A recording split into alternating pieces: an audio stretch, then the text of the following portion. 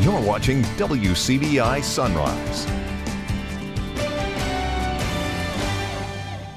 All right, guys, welcome back. And of course, we had to bring Keaton on for our regular What You Need to Know Wednesdays. Yes. So it's getting to springtime.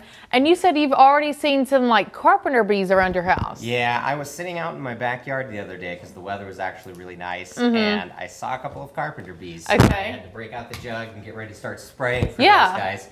If you've got wood fascia, they like to drill holes into your house, and it's not a good look. So I spray usually about every month or so throughout the season, coming up with the spring.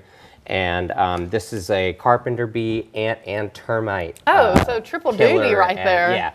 And so hopefully it'll kind of help keep your house safe. And again, I brought a thermocell with me. Okay. This is the one that looks like a lantern. Oh, yeah. That's so cute. This one looks actually, kind of like a lantern, and you can set it up on the table. This one only does a 15-foot zone. Okay. And then I also brought the little refills to kind of show you what they look like.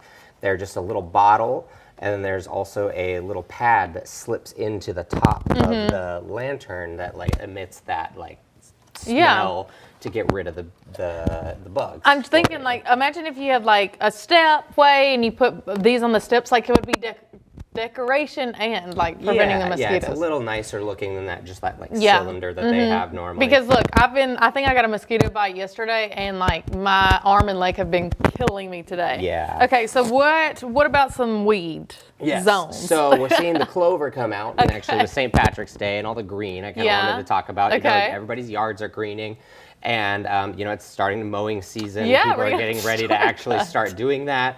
And so this one, Fertilome, is a weed-free yard treatment. So it feeds your actual grass, but it kills the weeds inside of the grass.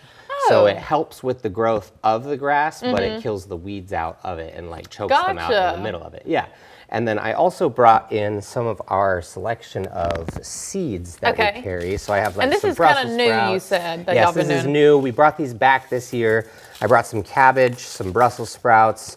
We got some arugula here and some spinach, and these should be bringing up at about $1 a pack. Okay, and that's which is a pretty great deal. This economy, that's great. Exactly, especially to start trying your own vegetables to see if you have a green thumb. See, and Keaton, I told you off camera, like sadly, I don't have a green thumb, and I really like would love to plant stuff, but you know, maybe. I feel like I could start here. But you said you've planted stuff before, correct? Yes, I have. I've planted some stuff before, and I've had some good luck. Mississippi is actually a really rich environment for growing things. Okay. With the humidity and the sunshine, you get a lot of, depending on what plants, you've got to read the back of the seed packets. See, that's where I Because it says this one is an annual in full sun, and it takes 3 months to get full growth. And so it'll tell you on the front of each seed packet some instructions, and then on the back it'll give you some planting instructions about how deep, how far apart, and then what time of year you'll have, and then how quickly you'll be able to harvest off of these. Interesting. So, yes. Maybe that'll make me better at this. And one last question I guess I have for our carpenter bee spray, ant spray. Do you need to spray in like corners or like kind of on like the wall, I guess? So what I do, because the bees like to kind of get up behind your gutters on your fascia board, because it kind of shields them from the sun, and they can kind of bore their holes, and nobody's gonna swat at them. And they kind of hide back in there. And so what I do is I take this bottle, and I have an electronic one that I attach to the top of this, and I'll go around and I'll spray up above, like right between the gutters and the wood, just kind of get that little barrier in there. So. Well, thanks, Keaton, for coming on, and we'll